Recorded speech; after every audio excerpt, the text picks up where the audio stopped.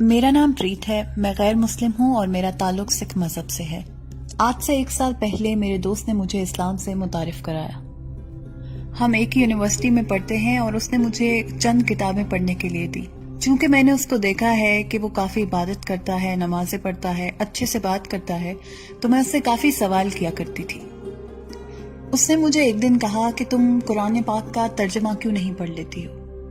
جب میں نے قرآن پاک کا ترجمہ پڑھا تو مجھے یقین ہو گیا کہ اللہ ہی حقیقی خدا ہے اور رسول صلی اللہ علیہ وآلہ وسلم اللہ کے آخری نبی ہیں۔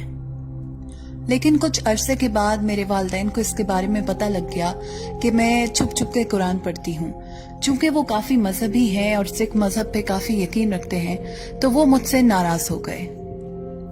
جب میرے والدین کو یہ پتہ لگا کہ میرا اسلام کی طرف رجحان زیادہ ہو رہا ہے تو وہ مجھے اٹھا کے گردوارہ لے گئے تاکہ میرا سکھ ازم پہ یقین زیادہ پختہ ہو جائے۔ ان کے اس حرکت پہ مجھے کافی دکھ ہوا، لیکن چونکہ وہ میرے والدین ہیں تو میں ان پہ غصہ نہیں کر سکتی تھی اور نہ ہی اونچی آواز میں بات کر سکتی تھی۔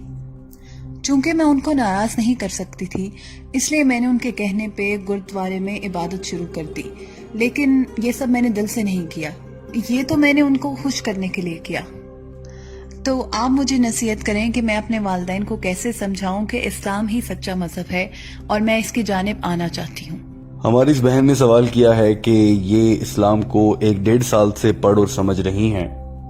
ہماری بہن نے یہ بھی کہا ہے کہ وہ یقین رکھتی ہیں کہ حقیقی خدا صرف اللہ ہے اور رسول صلی اللہ علیہ وآلہ وسلم اللہ کے آخری نبی ہیں، لیکن ان کے والدین ان کو اسلام قبول کرنے نہیں دے رہے۔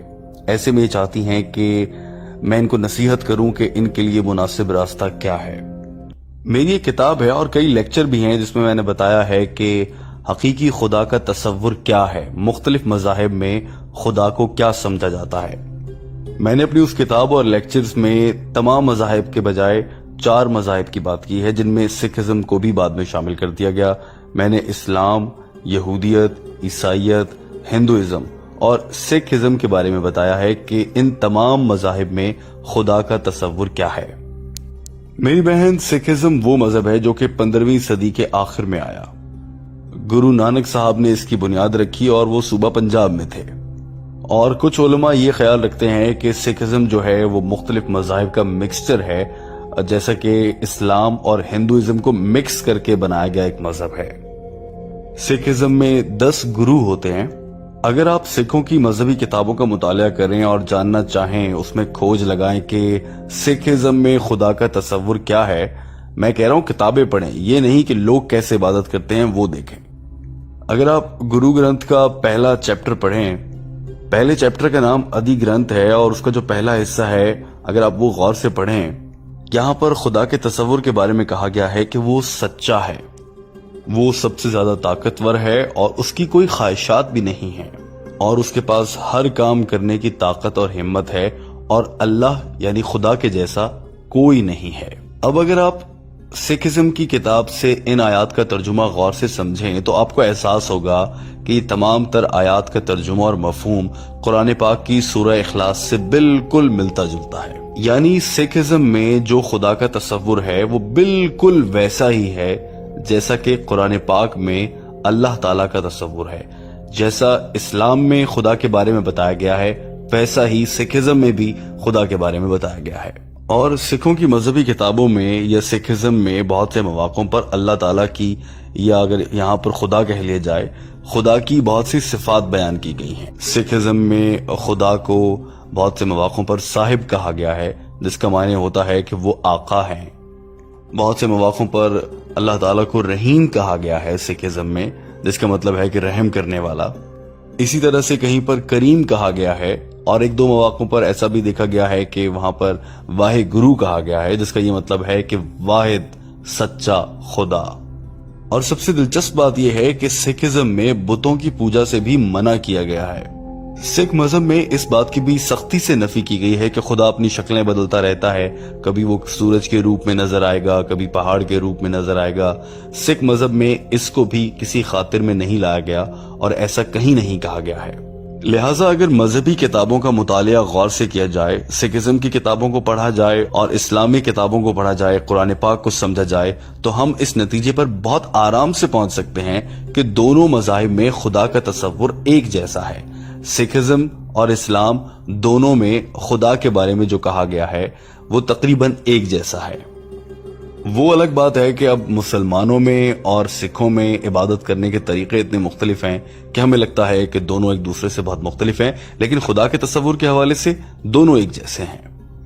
تو یہاں پر میں آپ کو یہ نصیحت کر سکتا ہوں کہ آپ قرآن پاک کا ترجمہ اپنے والدین کو پڑھائیں، اپنے والد صاحب کو، والدہ کو پڑھائیں، تاکہ وہ بھی وہ چیزیں سمجھ سکیں جو آپ سمجھ چکی ہیں۔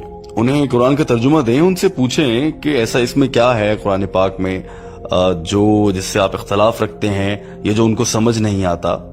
لیکن یہ سب کچھ کرتے ہوئے آپ کو بہت صبر سے کام لینا ہوگا، بلکہ ایسا کہنا چاہیے کہ آپ کو ایسے موقع پر ایک سچے ایمان رکھنے والے انسان کا کردار ادا کرنا ہوگا۔ لیکن یہاں پر میں آپ سے کچھ کہنا چاہتا ہوں کہ آپ نے کہا کہ آپ ایک خدا پر یقین رکھتی ہیں اور آپ یہ مانتی ہیں کہ اللہ تعالیٰ ہی حقیقی خدا ہیں، آپ نبی کریم صلی اللہ علیہ وآلہ وسلم کو بھی اللہ کا آخری نبی مانتی ہیں۔ تو یہاں پر میرا آپ سے سوال ہے کہ آپ نے اب تک اسلام قبول نہیں کیا ہے، ایسا کیوں؟ آپ کے خیالات کو دیکھا جائے تو ایسا لگتا ہے کہ آپ دائرہ اسلام میں داخل ہو چکی ہیں، جیسا آپ کے یقین ہے اس کو دیکھتے ہوئے کہا جا سکتا ہے۔ لیکن میں آپ سے جاننا چاہتا ہوں کہ آپ اسلام قبول کرنا چاہتی ہیں؟ جی ہاں، میں اسلام قبول کرنا چاہتی ہوں، لیکن یہاں پر میں آپ سے یہ جاننے آئی ہوں کہ اپنے والدین کو کیسے سمجھاؤں۔ میں اس پر یہی کہہ سکتا ہوں کہ آپ اپنے والدین کو میری DVDs دیں، قرآن پاک کا ترجمہ پڑھائیں۔ بہت سے لوگ آپ کو کہیں گے کہ آپ اسلام قبول کر رہی ہیں، آپ دہشت گرد بننے جا رہی ہیں، بہت سی غلط فہمی ہے اسلام کے بارے میں۔ لیکن یہاں پر یہ جاننا بہت ضروری ہے کہ والدین کا احترام کرنا چاہیے۔ ماں کے قدموں تلے جنت ہوتی ہے۔ بھلے آپ کی ماں سکھ مذہب کو ماننے کی وجہ سے جنت میں نہ جا سکے، لیکن ان کے قدموں تلے جنت ہے، تو آپ ان سے بدتمیزی نہیں کریں گی۔ میں تمام نوجوانوں کو جو اسلام قبول کرتے ہیں انہیں سمجھاتا ہوں کہ آپ کو اسلام قبول کرنے کے بعد آپ کے رویے میں ایک تبدیلی آنی چاہیے۔ جو آپ پہلے تھے اب آپ ویسے نہیں ہونے چاہیے۔ آپ ایک بیٹی ہیں، آپ اپنے والدین کی اچھی بیٹی بنیں۔ اب جب آپ اسلام قبول کر لیتی ہیں، اگر آپ کر لیتی ہیں، تو اس کے بعد آپ پر فرض ہوگا کہ آپ زیادہ اچھی بیٹی بنیں، والدین کا زیادہ احترام کریں، تاکہ جب وہ آپ سے پوچھیں کہ آپ میں یہ تبدیلی کیسے آ گئی تو آپ بتا سکیں کہ میں نے اسلام قبول کیا ہے اور اسلام ہمیں یہ سکھاتا ہے۔ اس بات سے بھی یقیناً آپ کے والدین اسلام کی جانب آ جائیں گے۔ اور آپ کو چاہیے کہ آپ فرما بردار بیٹی بنیں، اپنے والدین کی کہی ہر بات مانیں، سوائے ان باتوں کے جو کہ قرآن پاک کی تعلیمات سے اور اسلام سے دور لے جانے والی ہوں۔ اس کے علاوہ ان کی سب باتیں مانیں، ان کا احترام کریں۔ لیکن بطور ایک بیٹی میں آپ کو یہ سمجھاؤں گا کہ آپ کبھی اپنے والدین کے ساتھ بدتمیزی سے بات نہ کریں، ان کو عزت دیں، احترام دیں۔ قرآن پاک میں کہا گیا ہے کہ اپنے والدین کو اف تک نہ کہو۔ تو میں آپ کو یہ سمجھانا چاہ رہا ہوں کہ اپنے والدین کے ساتھ آپ اپنے رویے کو بہت اچھا کر لیں، تو وہ ایک دن سوال کریں گے کہ آپ کا رویہ اتنا اچھا کیسے ہوگا، تو آپ انہیں کہہ سکتی ہیں کہ میں اسلام پر عمل کر رہی ہوں۔